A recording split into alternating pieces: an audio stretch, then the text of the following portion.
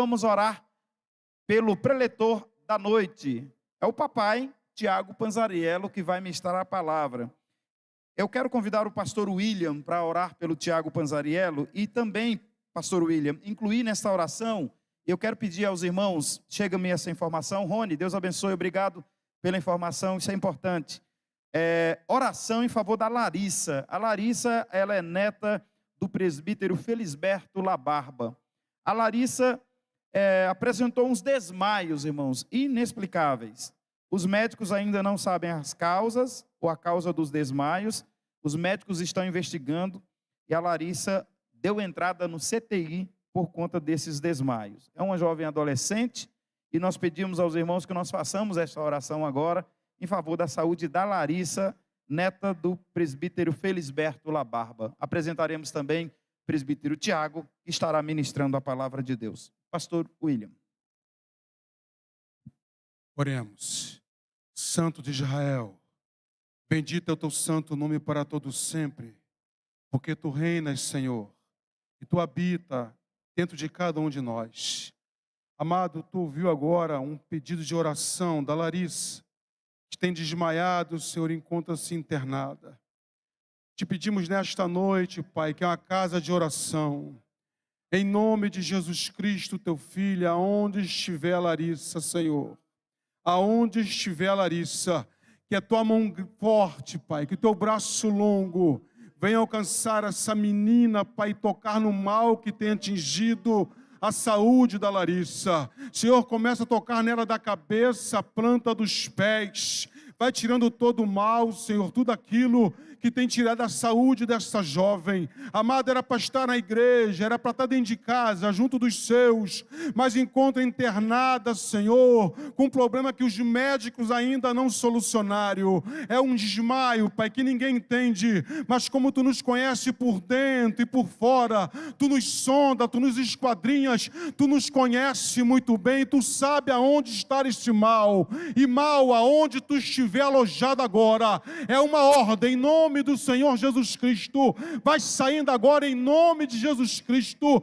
vai saindo em retirada agora, aonde tu estiver, tu és Deus de perto e Deus de longe, aonde estiver a Larissa agora, Pai, que a tua mão alcance essa menina e vai tirando todo o mal, em nome de Jesus Cristo, em nome de Jesus Cristo. A igreja está orando nesta noite, nós cremos, Senhor, a tua palavra diz que os sinais seguirão aos que crerem. Não vivemos só de palavras, mas de poder de Deus, em nome de Jesus. A igreja levanta as mãos nesta noite, dizendo: Senhor, toca na Larissa, queremos que venha um retorno, um feedback de que Larissa melhorou, em nome de Jesus. Toca na saúde de Larissa, Senhor, toca na saúde de Larissa, que é para a honra e para a glória do teu nome santo. Vai saindo todo o mal agora, em nome de Jesus Cristo.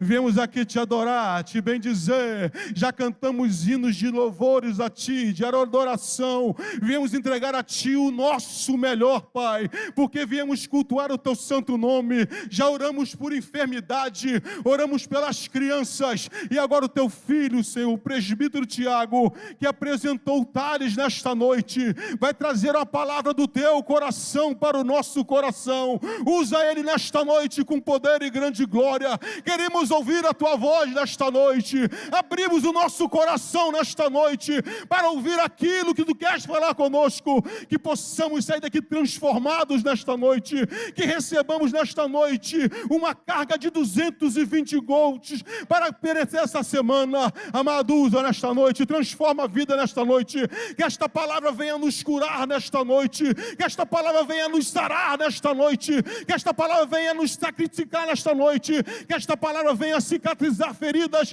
nesta noite. Transforma-nos nesta noite, Pai, em nome de Jesus Cristo. Fala com a vida nesta noite, para que venhamos melhorar a cada dia. Amado, usa o teu filho com poder e grande glória, é o que nós te pedimos nesta noite e te agradecemos no nome santo de Jesus. E toda a igreja diga: glória a Deus, louvado seja o nome do Senhor. Quero cumprimentar a igreja com a santa e gloriosa paz do Senhor Jesus. Amém, meus amados. O falar que é motivo de alegria estar aqui hoje é uma redundância, porque eu estou muito alegre, obviamente, de ter apresentado meu filho aqui hoje. E antes de eu entrar na palavra, eu quero fazer alguns agradecimentos iniciais. Eu peço que a igreja se sente, em nome de Jesus. Eu vou fazer alguns agradecimentos iniciais e já iniciaremos a pregação da palavra de Deus. Eu quero agradecer aqui todas as palavras de carinho, todas as palavras aí de apoio, todas as orações, pessoas que se lembraram de nós no período da gravidez, no período do parto, do Thales. Quero dizer que todos vocês são guardados em nossos corações. Quero agradecer também, em especial, o departamento da Joadav Sede e o departamento do Sende por terem aí feito arrecadação de fraldas aí no meio da igreja, fizeram aí uma espécie de chá de bebê para nós. Muito obrigado também a Joadav, ao Sende, as pessoas que foram nos visitar nesse período aí, mandaram mensagem para nós e falaram assim: vocês se incomodam a gente visitar vocês nesse período? Com uma semana? Eu falei, de maneira nenhuma. Aí foram uma tropa lá de jovens e adolescentes, cada um num dia visitar, amigos queridos que foram nos visitar. Agradeço muito a Deus pela vida de cada um de vocês. Muito obrigado mesmo. E nós entendemos também aquelas pessoas que pensam assim, não, vou esperar mais um pouquinho para ir visitar, quero esperar estar maiorzinho. As portas lá de casa estão abertas, vocês serão muito bem-vindos na nossa casa. Amém? Glória a Deus, igreja. Também sou muito grato a Deus, a Davi, de um modo geral. Quero agradecer aqui ao pastor Celso, ao pastor Gilberto, a diretoria da igreja, pela confiança que tem a minha pessoa. Nós trabalhamos aí durante todo o mês de abril na administração do mês teológico. Eu estive lá na congregação de Monte Nebo. Então, Thales, recém-nascido, eu vim aqui, trazia a Rebeca aqui, ia lá para a congregação de Monte Nebo, depois voltava aqui para pegar a Rebeca e ir para casa. E assim, foi um período muito bom, de muitos esclarecimentos ali sobre as questões de vida financeira. Eu aproveitei o tópico lá de golpes, pastor. Eu falei muito de pirâmide financeira, coisa que acontece hoje em dia aí. Quem acompanha futebol viu 2 jogadores de futebol, um muito inteligente, que postava foto lendo livros, caiu em golpe de pirâmide financeira. Aproveitei um pouco do tempo para falar sobre isso também. E foi um período de grande aprendizado. Agora, vamos à leitura da palavra de Deus. Vamos aí abrir em Hebreus, capítulo 11, dos versículos 23 ao 26. Então, eu peço aí aos irmãos do som, Aninha, eu vou te dar um pouquinho de trabalho, eu vou pedir para projetar alguns versículos, e um texto em específico eu vou pedir para projetar na NVI. Então, deixa a NVI engatilhada, mas é um texto só durante a pregação. Tá? Mas podemos aí projetar Hebreus, capítulo 11, do versículo 23 ao versículo 26.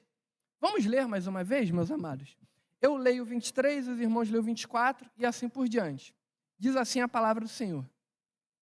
Versículo 23. Pela fé, Moisés, já nascido, foi escondido 3 meses por seus pais, porque viram que era um menino formoso e não temeram o mandamento do rei. A igreja.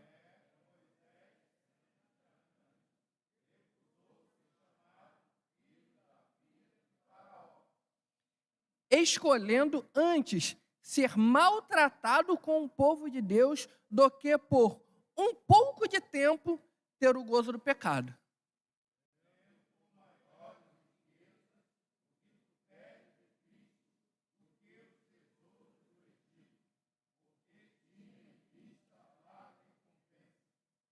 Amém, glória a Deus. Vamos à palavra de Deus. Amados, esse texto aqui de Hebreus é um texto muito conhecido por se tratar de um texto que está na galeria dos heróis da fé. Tem até livro lá da CPD que fala dos heróis da fé, mas ele não fala dos heróis da fé bíblico, ele fala dos heróis da fé da história da igreja. Esse contexto aqui, da carta aos Hebreus, é um contexto aqui dos heróis da fé, relembrando os heróis do Antigo Testamento, que são os nossos pais da fé. Carta esta aos Hebreus, que há um debate para saber quem é o autor, mas, de fato mesmo, nós não podemos afirmar quem é o autor aos Hebreus. Alguns tentam afirmar que é Paulo, porque no final da epístola ele fala com um certo carinho a Timóteo, manda uma saudação carinhosa a Timóteo, mas não está dentro das características que Paulo costuma imprimir nas suas cartas. Ele sempre chega, se apresenta, diz que é um apóstolo, então ele tem toda uma estrutura de escrita epistolar que não se enquadra muito com a escrita dos hebreus. Alguns vão tentar fazer uma apologia para dizer o seguinte: não, pode ter sido o único livro que foi escrito por uma mulher na Bíblia, e tentam colocar a autoria a Priscila, porque Priscila teve ali um momento de aprendizado com Paulo, eles trabalharam juntos durante um tempo, e ainda tem um livro recente que foi lançado aí da Carisma, que vai tentar colocar essa autoria a Lucas, mas de fato podemos afirmar quem foi o autor? Não podemos. Ah, sim, claro. Sim, minha cabeça está pegando aqui agora não, né? É o problema de ser alto. Continuando. A Epístola aos Hebreus, então, nós não sabemos quem é o autor, entretanto, isso nada abala a nossa fé. Por quê? Ela foi uma carta escrita e inspirada pelo Espírito Santo, e esse texto foi preservado e chegou até nós. E a Epístola aos Hebreus, ela é fundamental para nós fazermos esse link entre o Antigo e o Novo Testamento. Sobretudo, para nós trazermos uma luz sobre o que aqueles sacrifícios que estão descritos lá em Levítico significam para nós hoje. Então, a Epístola aos Hebreus, ela traz todo esse significado para nós. E quando a Epístola aos Hebreus ela vai se desenvolvendo, chegamos ao capítulo 11, que é esse capítulo que é tratado sobre os heróis da fé. E ela gasta alguns versículos para falar da vida de Moisés. A vida de Moisés, que é uma vida muito rica, é um personagem muito importante da história do povo de Deus, da história do povo de Israel, e muito importante para a Bíblia, porque Moisés escreveu nada mais, nada menos do que o Pentateuco. E sem o Pentateuco, nenhum dos outros livros do Antigo Testamento seriam escritos. Todos eles têm a sua base, o seu ponto de partida, a lei de Moisés, ou seja, o Pentateuco, esses 5 primeiros livros. E a vida de Moisés era muito importante. E no Novo Testamento, ainda tem alguns textos que são trabalhados aí, relacionados à vida de Moisés, além do que é relacionado lá em Êxodo, Números, Levítico e Deuteronômio. E Moisés é um personagem muito rico. E um ponto interessante, que nós vamos começar a expor agora o texto bíblico, é o versículo 23. Peço que projete, por gentileza, nessa versão mesmo, que diz o seguinte, que pela fé, Moisés, já nascido, foi escondido 3 meses por seus pais, porque viram que era um menino formoso, e não temeram o mandamento do rei. Então percebam, aqui é o momento da vida de Moisés que ele ainda não tinha noção de quem ele era. Esse momento da vida de Moisés é mais ou menos o momento de vida do Thales, meu filho, um menino pequeno, um menino formoso, que a gente tem que esconder dos males desse mundo.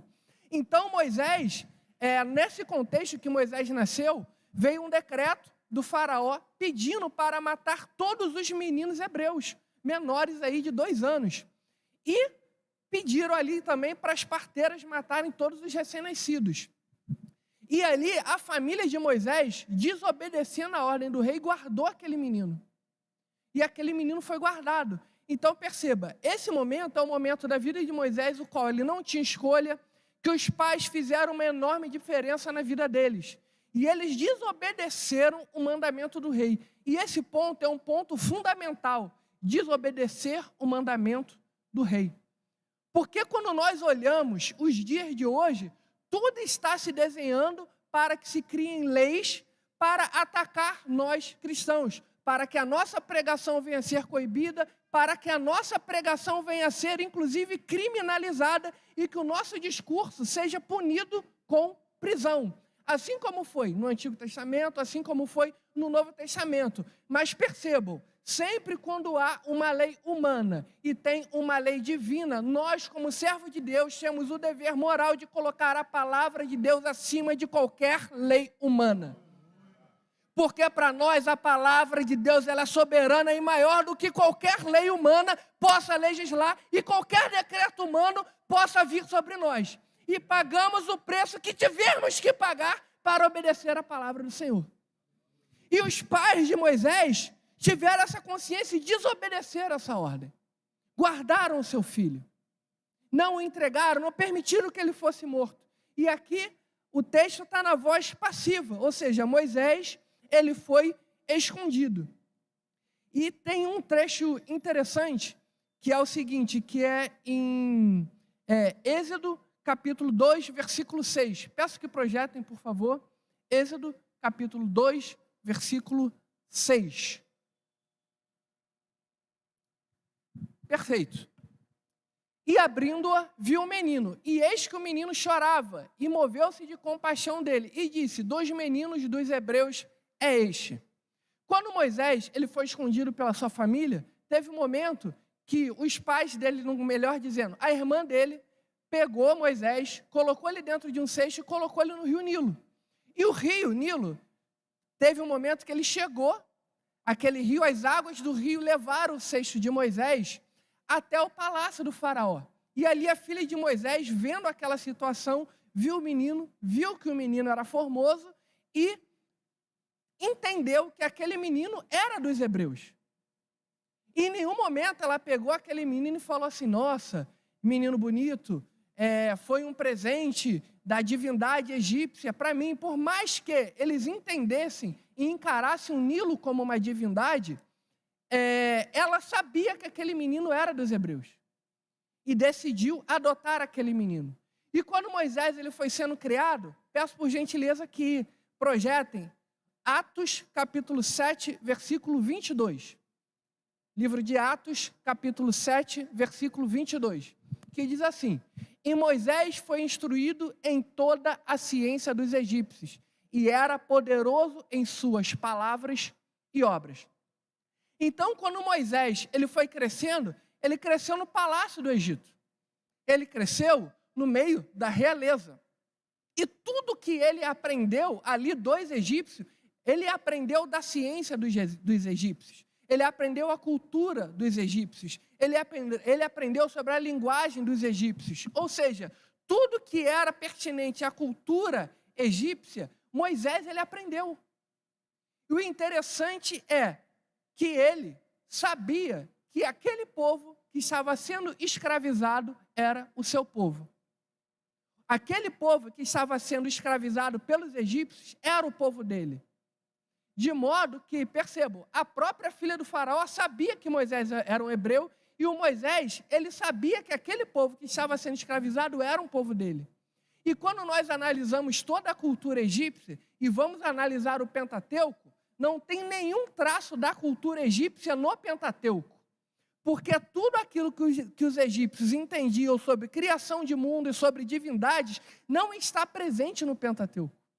Porque Moisés, conforme nós vamos ler aqui, ele não rejeitou só viver no meio dos egípcios, ele rejeitou também todo o conhecimento que ele aprendeu do meio dos egípcios e escolheu viver com o conhecimento que ele aprendeu da parte de Deus. E isso é muito importante porque nós vemos muitas pessoas hoje em conflito sobre aquilo que eles aprendem na palavra de Deus e aquilo que vem da academia, aquilo que vem das instituições, aquilo que vem da imprensa, aquilo que vem de descobertas científicas e ficam em conflito em relação àquilo que a palavra de Deus nos diz. Sendo que percebam, meus amados irmãos, sempre quando algo ficar em conflito com a palavra de Deus, a nossa escolha é óbvia, é sempre a palavra de Deus. Deve ser sempre a palavra de Deus. Não tem nenhum conhecimento humano, secular, por mais que venha com uma roupagem de método científico. Se a palavra de Deus diz o contrário, a nossa escolha é óbvia. É a palavra de Deus. E ponto final. Se Deus disse, nós devemos acreditar e devemos obedecer. Porque a palavra de Deus, meus irmãos, ela começa da seguinte forma. No princípio criou Deus os céus e a terra. Ou seja, ela já parte do princípio que Deus existe, ou você acredita que Ele criou ou não, e ponto final. A Bíblia não se propõe a ser um tratado científico para provar a existência de Deus. Ela já parte do princípio, Deus existe e Ele criou. A partir daqui, ou você acredita ou não. E ponto. É a nossa fé que é colocada em ação desde o início da Bíblia Sagrada. Então, se vem algum conhecimento científico, com toda uma roupagem intelectual, academicista, e tem a palavra de Deus, a nossa escolha é óbvia. A palavra de Deus deve ser a nossa escolha. Então, perceba, Moisés, ele teve todo o conhecimento, digamos, da academia daquela época, todo o conhecimento científico daquela época, todo o conhecimento cultural daquela época, mas na hora dele escrever, ele ficou com a revelação que veio dos altos céus. Se eu estou colocando isso de conhecimento, qual o conhecimento que deve escolher, é óbvio. É óbvio. Agora, a escolha é que o que eu devo praticar? O que o mundo ensina ou o que a Bíblia ensina? Se eu estou dizendo que o conhecimento nós devemos optar pela palavra de Deus, a prática não há a menor dúvida que deve ser também a da palavra de Deus. E não há por que nós termos dúvida ou ficarmos em dúvida quanto a isso. A palavra de Deus, ela é soberana, poderosa, perfeita e eficaz. E o que ela fala a respeito do homem é muito simples, é muito básico, e a gente tenta complicar tudo. É simples, meu filho, você nasceu homem, menina, você nasceu mulher, casa, tem os seus filhos, não cobiça o que é do próximo, não tenta roubar o que é de ninguém, cuida do que é seu, não explora ninguém, e a gente tenta complicar todas essas relações. E a gente tenta complicar, trazer malabarismo para complicar algo que Deus diz que é o simples e é o óbvio. E a gente tenta complicar todas essas relações. Mas avançando. E Moisés, ele chegou agora no outro momento do versículo 24, que diz o seguinte: pela fé, Moisés, sendo já grande, agora um outro momento da vida de Moisés, não é o momento que ele era um bebê, não é o momento que ele foi separado pelos pais, não é o momento que a irmã dele colocou ele no seio, não é o momento que ele foi recolhido pela filha do faraó, nem é o momento que ele foi educado por outra pessoa. Agora não. Agora é Moisés já grande, consciente, sabendo quem ele era de verdade. E ele, sabendo e consciente de tudo isso, ele já nascido, ele já grande, ele recusou ser chamado filho da filha de Faraó. Percebam, meus amados irmãos, o império egípcio, naquela época, na época de Moisés, era o mais poderoso que tinha. E se você ser filho da mulher mais poderosa daquela época, que era, ou seja, a filha de Faraó, uma das mais poderosas daquela época, ele simplesmente recusou e abriu mão disso. Por que eu estou trazendo essa palavra que Moisés lá atrás se recusou e abriu mão? Gente, quantos de nós não recusamos sermos reconhecidos como cristãos, sermos reconhecidos de sermos chamados filhos de Deus para sermos bem vistos por esse mundo? Quantos de nós não deixamos de lado, nos envergonhamos, nos escondemos de revelarmos quem somos de verdade, de esboçarmos, de expressarmos os nossos princípios para sermos bem vistos pela sociedade? Quantos de nós, muitas vezes, recusamos a palavra de Deus para sermos bem vistos por um grupo A, B ou C? E aqui nós temos Moisés, que podia viver e continuar vivendo a sua vida num palácio, podia continuar vivendo a sua vida no meio do luxo, no meio da riqueza, e ser reconhecido por isso como um grande líder do Egito. Ele simplesmente recusou, abriu mão, deixou de lado e escolheu viver para Deus. Irmãos, se essa escolha de Moisés não é um peso diante de nós e das nossas escolhas hoje em dia. Gente, olha a vida que Moisés poderia ter tido e a vida que ele escolheu ter. E o texto continua dizendo o seguinte, que ele recusou ser chamado filho da filha de Faraó. Versículo 25. Escolhendo antes ser maltratado com o povo de Deus, do que por um pouco de tempo ter o gozo do pecado. Percebam, ele poderia viver no palácio, e escolheu peregrinar no deserto e ser maltratado com o povo que murmurava no ouvido dele dia e noite. E ele viu e entendeu que isso era melhor do que viver no palácio. Se isso não traz uma reflexão sobre a nossa vida nas escolhas que nós fizemos até aqui, e quantas vezes nós deixamos Deus de lado para escolher benesses desse mundo. Muita gente em cima do muro, né, pastor? Aí aquela historinha que vem, né? O muro a gente também já sabe de quem é. Já sabe de quem é. Então percebam. Vai ter um momento que não tem jeito. Ou é Deus ou não é. Ou é a palavra de Deus ou não é. Ou é a Bíblia ou não é. Ou é ser crente ou não ser. E quais são as nossas escolhas? O que nós estamos fazendo com a nossa vida cristã? O que nós estamos fazendo com a nossa devoção? O que nós estamos fazendo com a nossa comunhão na igreja? O que nós estamos fazendo com esse momento que nós temos? Quais são as nossas escolhas? O que nós estamos priorizando? Entendam, eu não quero fazer aqui um discurso que vocês entendam de uma forma, olha, o Tiago está falando contra conquistar coisas nessa vida, não é isso.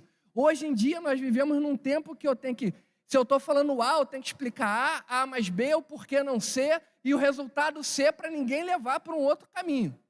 Então está deixando aqui bem claro, nossa, quem não quer ser bem-sucedido, quem não quer passar no concurso público, quem não quer ser promovido no trabalho, quem não está aí estudando igual louco para fazer uma prova para poder passar, quem não está aí procurando uma qualificação profissional, fazendo a sua universidade para ganhar mais dinheiro, para poder dar dignidade para sua família, para poder realizar os seus sonhos, os seus objetivos, sejam eles quais forem.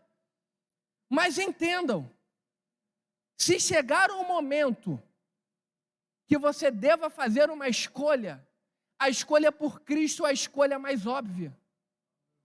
É a escolha mais fundamental de todas que nós devemos fazer. Mas, Tiago, esse caminho aqui me dá mais conforto. O caminho do Egito também dava mais conforto para Moisés, mas ele escolheu ir para o deserto. Ele escolheu, como diz o texto, ser maltratado com o povo de Deus. E muitas vezes a escolha por Cristo envolve trazer conosco as aflições dele. Muitas vezes envolve que cada um negue-se a si mesmo, carregue a sua cruz e siga a Cristo.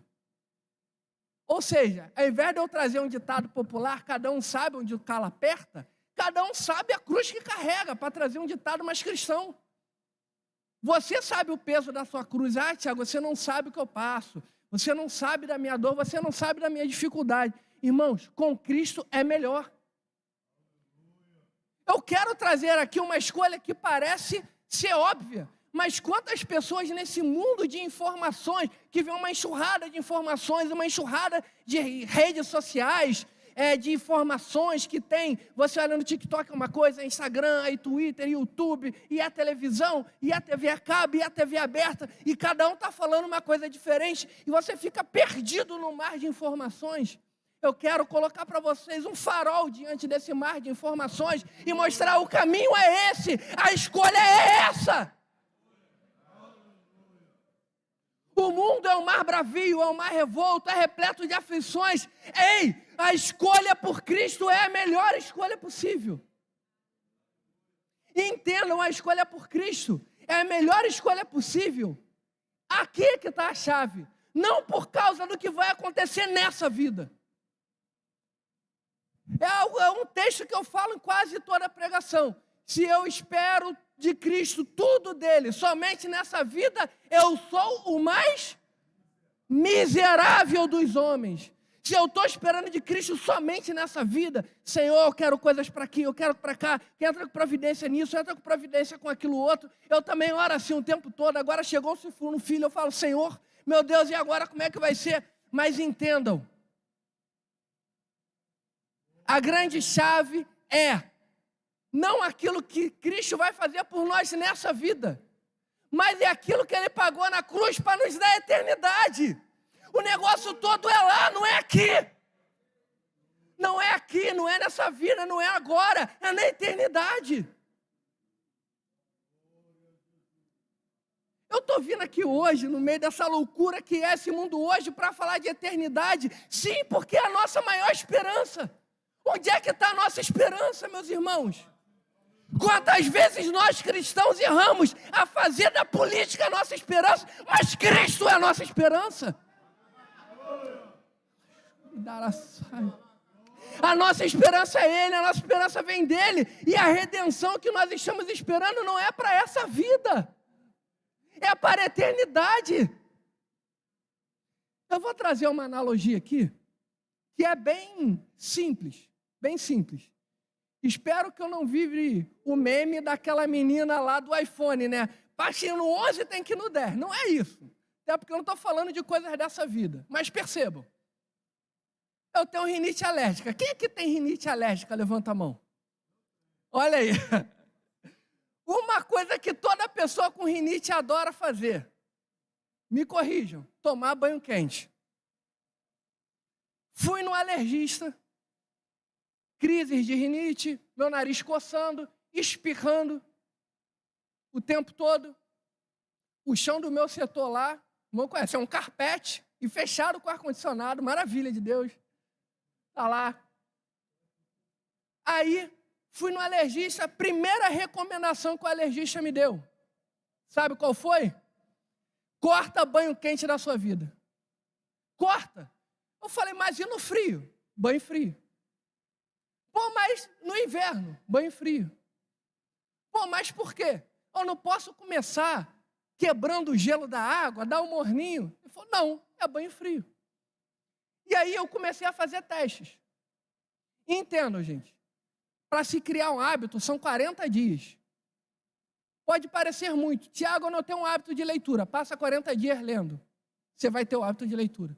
Eu tenho dificuldade de orar. Passa 40 dias orando. Você vai ter o hábito de orar. Tiago, eu tenho dificuldade de fazer uma alimentação correta. Passa 40 dias comendo de forma correta que você passa a adquirir o hábito. E eu fui testando, tomando banho frio, banho frio, banho frio, banho frio, banho frio. O início terrível, terrível. Odiava tomar banho frio. E isso foi no período mais ou menos do inverno ainda. Aí depois eu fui percebendo que conforme o tempo foi passando, meus espirros foram diminuindo. Eles não cessaram, porque tem que tomar os remédios, tem o ambiente que eu vivo, tem alergia, tem tudo isso no contexto. Mas eu percebi que meus espirros diminuíram. E aí, para toda pessoa que eu chego e falo, olha, eu só tomo banho frio. Ah, mas por quê? Por causa da minha rinite alérgica. Se eu voltar a tomar banho quente, vai ficar muito ruim para mim. Mas, Tiago, banho frio não dá, banho quente é bom. Aí eu fiz a seguinte conta. Banho quente, 7 minutos de banho quente e coçar o nariz e espirrar o dia inteiro. 5 minutos de banho frio e espirrar pouco e respirar bem o dia inteiro. Qual é a escolha óbvia? 5 minutos de banho frio e poder respirar bem o dia inteiro. Por quê? É 5 minutos de sofrimento na água fria e depois o resto do dia eu estou tranquilo. Do que eu ter 7 minutos de banho quente e depois ficar o tempo todo grunhindo o dia inteiro. E pessoas que fazem isso, não é que a pessoa é nojenta, é a alergia que faz isso. Vários contextos que fazem isso com a pessoa.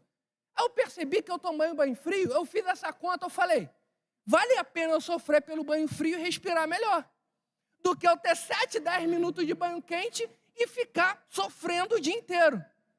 Percebam. Qual foi a escolha de Moisés? Escolhendo ser maltratado com o povo de Deus do que, por um pouco de tempo, ter o gozo do pecado, tendo por maiores riquezas o vitupério de Cristo do que os tesouros do Egito, porque tinha em vista a recompensa. Preste atenção, o foco de Moisés estava na recompensa. O meu foco no banho frio está na recompensa. Meus amados irmãos, o sofrimento dessa vida tem um foco na recompensa, que é a eternidade. É que a gente está com muito foco no aqui e no agora. O gozo do pecado é curto, o sofrimento é eterno. O sofrimento nessa vida, diante da eternidade, é curtinho, meus irmãos. A nossa vida é um sopro. A nossa vida assim, ó, foi, o homem nasceu, piscou, morreu. Passa rápido. Passa muito rápido. Quando foi ver, já passou, já foi. Cadê? Pastor Ribeiro. Eu tenho certeza que você olha para sua filha hoje, nossa, eu vi a Caninha pequenininha na igreja. Olha o tamanho da Aninha hoje. A Aninha hoje está maior que as amigas dela, que ela era menor. Já passou. Então perceba, e o sentimento que se tem é, como passou rápido. E passa rápido. Parecia ontem, Bianca estava grávida, Thales já nasceu, já está com 1 mês. Eu cheguei aqui na igreja, a Rebeca é pequenininha, Rebeca já está espichando, já está grande. O tempo passa muito rápido. E às vezes o nosso foco está somente nas coisas dessa vida, no nosso sofrimento do aqui e agora, e o nosso foco é na recompensa, na eternidade. É na eternidade, que se a gente fica com os olhos somente nessa vida, a gente começa a definhar. Percebam, existe uma oração, que é a oração de Asaf, Salmo 73. Ele diz o seguinte, ele começou a perceber e a olhar a prosperidade do ímpio. Ele falou, o ímpio está prosperando e eu estou em sofrimento. O ímpio está enriquecendo e eu estou pagando o preço para quê? Se quem está recebendo as bênçãos é o ímpio. Então ele começou a fazer esse questionamento diante de Deus. Fala, Senhor, por que o ímpio aí está bem e eu que sou crente estou pagando o preço, estou padecendo? E até que vem uma frase que é crucial, que diz o seguinte, enquanto eu olhava a prosperidade do ímpio, os meus pés escorregavam e eu não percebia. Enquanto a gente está com foco nessa vida, nas coisas que estão no presente, no aqui, no agora, na nossa volta, no nosso próprio sofrimento, aos poucos nós estamos nos distanciando da presença e não estamos percebendo. Então, por isso essa mensagem sobre a eternidade, por causa de que caso algum de vocês esteja com foco nessa vida, pode estar se desviando e não estar percebendo. Ei, volta para o foco, volta para a palavra, pensa na recompensa, pensa na eternidade. E perceba, a recompensa de Moisés não era a Jerusalém, a Canaã, porque nem na terra prometida ele entrou. Era a eternidade mesmo. Era o que nós chamamos de Canaã celestial, Jerusalém celestial, porque a Canaã terrena, Moisés só viu, nem entrou. Não, nem podemos dizer que nesse texto Moisés visava a recompensa da Canaã terrena, não, nem entrou, ficou de fora.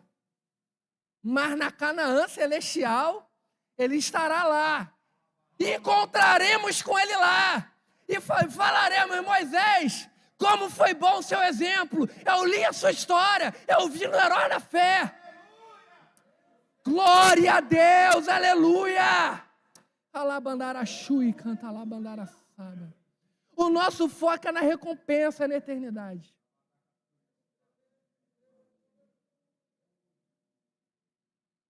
Porque nesses textos que eu estou lendo, no versículo 24, coloca aí o versículo 24 na NVI, por gentileza.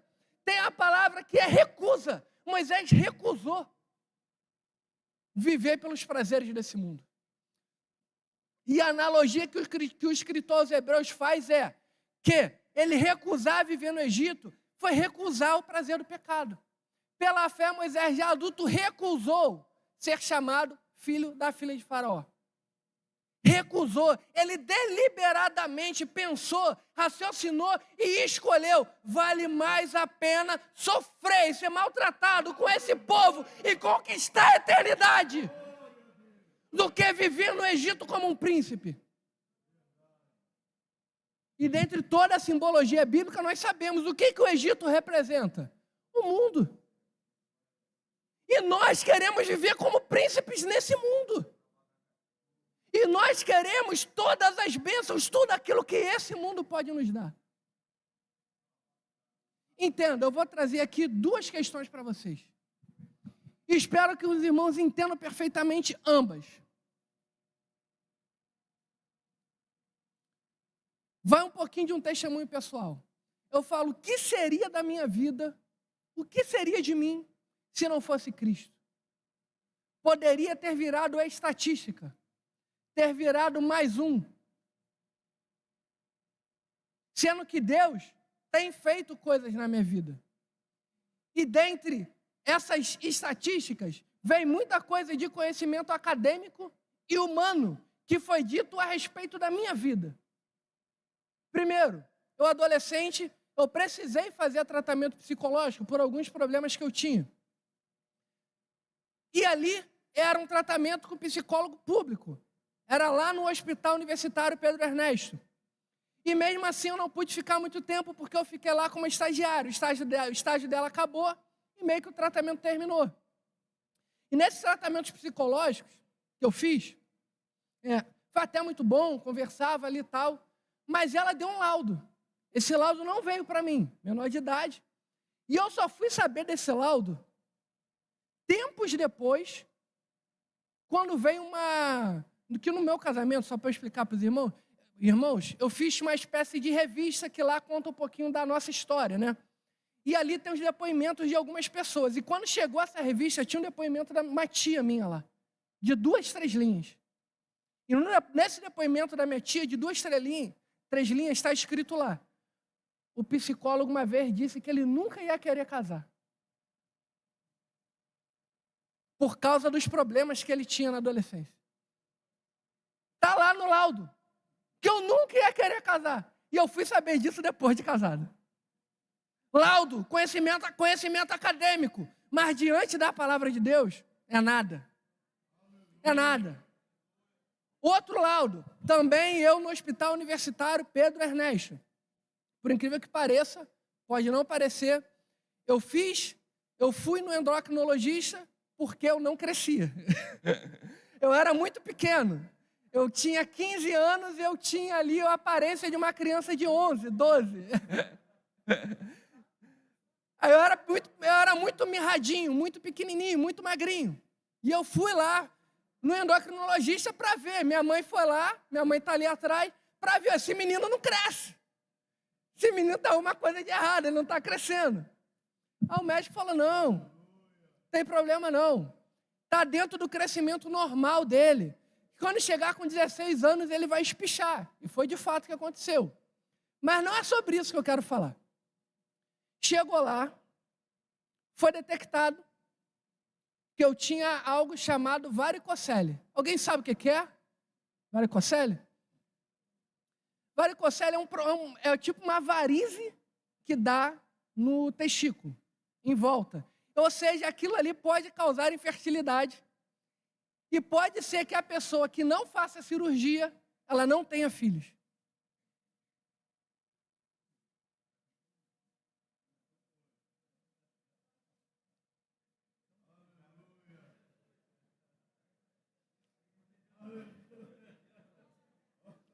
Eu fui lá,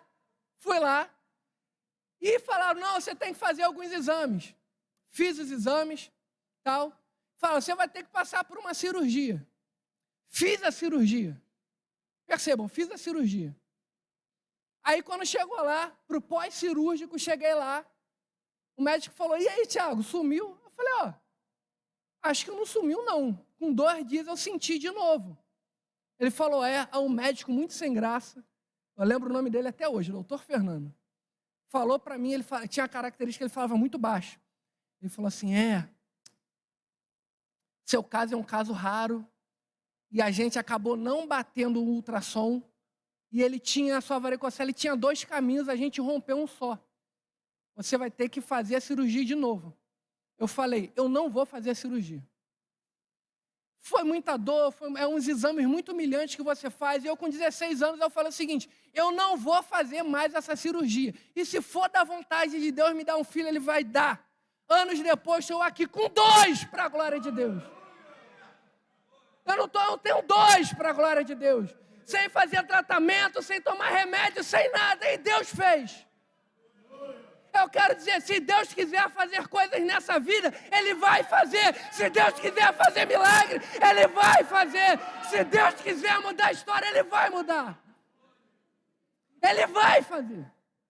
Aleluia. Laxui canta lá bandaraçudo. Alá, chui, canta lá, bandara, sube, canta lá, bandara, sube. Se Deus quiser fazer esse milagre para manifestar a glória dele na sua vida, seja qual for, ele há de fazer.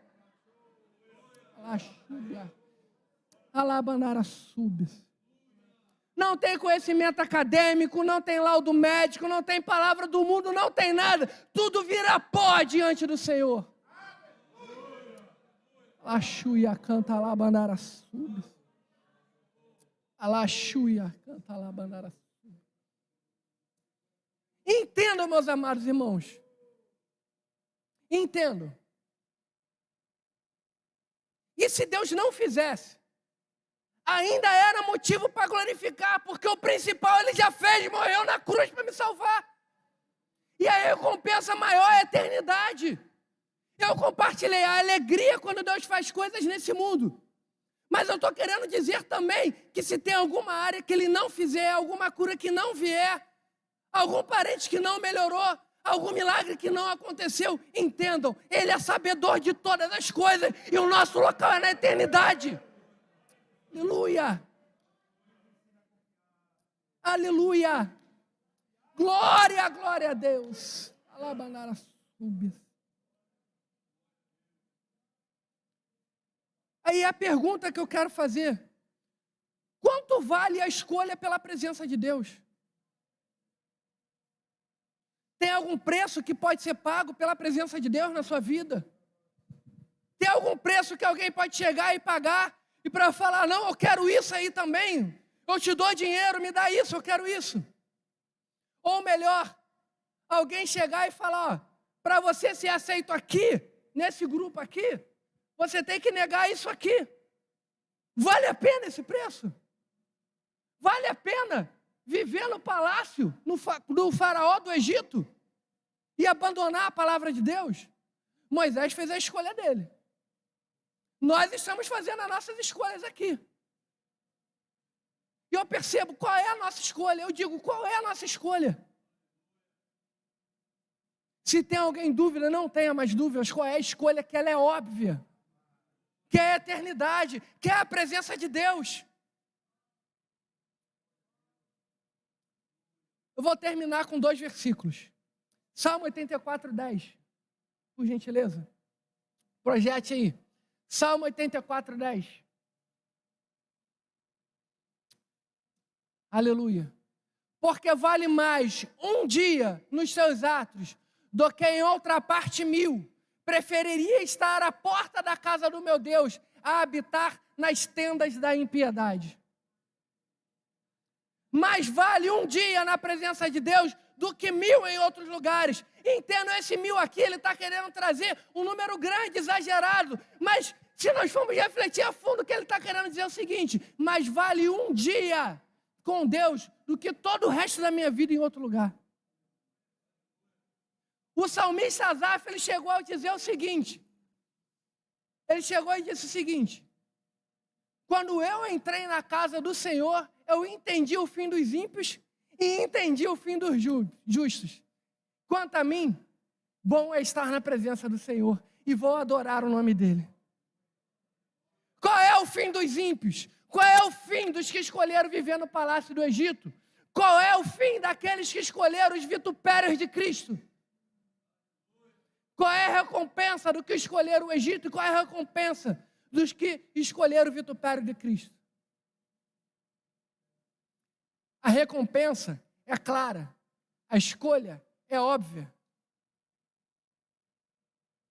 E para terminar, Romanos 8, 18. E a igreja de pé, em nome de Jesus. Porque para mim, tenho por certo que as aflições desse tempo presente não são para comparar com a glória que em nós há de ser revelada. Não tem nenhuma glória desse mundo que se compare com a glória de se estar na presença de Deus. Não tem nenhuma recompensa desse mundo que se compare com a recompensa que Deus reservou para nós.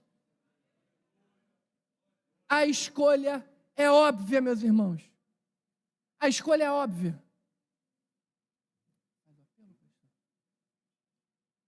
Eu estou querendo dizer para os irmãos, a escolha é muito simples, é muito fácil. A recompensa está aí. O que nós vamos escolher?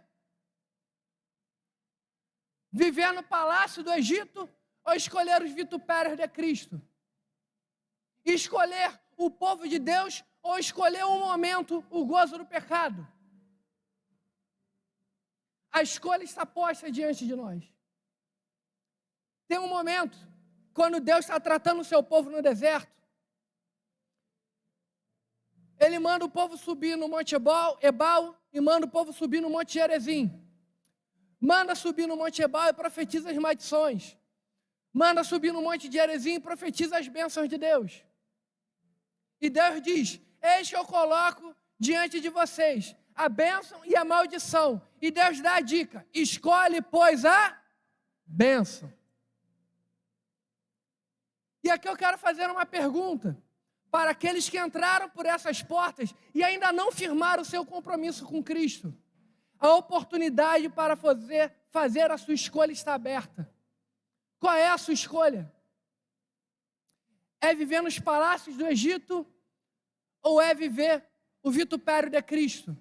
A recompensa de viver os palácios do Egito, a perdição. A recompensa de escolher os vitupérios de Cristo, é a eternidade. Se tem alguém que está em dúvida enquanto é essa escolha, a oportunidade está aberta para você. Vem aqui na frente e receba o vitupério de Cristo. Receba Cristo como Senhor e Salvador da sua vida, porque a glória que há de ser revelada é muito maior, a recompensa é muito maior e vale muito mais a pena. Você que nos ouve pela internet, a escolha também se estende a você. O que você escolhe? Digo para vocês, escolham, pois, a bênção, que é a melhor escolha que vocês podem fazer. A igreja feche seus olhos, vamos orar em nome de Jesus. Senhor Deus e Pai, eu falo contigo em nome de Jesus, Senhor, eis aqui a tua igreja, Pai. Eis aqui os teus filhos nessa noite, ó Pai. Pai, se tem alguém aqui em dúvida em que escolher, se são os palácios do Egito ou os vitupérios de Cristo, ó Pai, que eles possam fazer a escolha certa. Se tem alguém aqui que os pés estavam escorregando, essa pessoa não estava percebendo, traga de volta para a tua presença, Pai. Melhor é estar na tua casa, melhor é estar na tua presença, melhor é estar diante daqui do que estar em qualquer outro lugar. Pai, nos ajude a cada dia a fazer a escolha certa. Ajude cada dia o teu povo a fazer a escolha certa. Ajude o teu povo a caminhar junto de ti rumo à eternidade. Muito obrigado, Deus, pela vida do teu povo. Muito obrigado pela oportunidade de escolhermos aqui a ti. E muito obrigado pelo teu sacrifício, Pai. Queremos lhe agradecer por tudo que o Senhor fez por nós. Em nome de Jesus. Amém. Agradeço a oportunidade em nome de Jesus.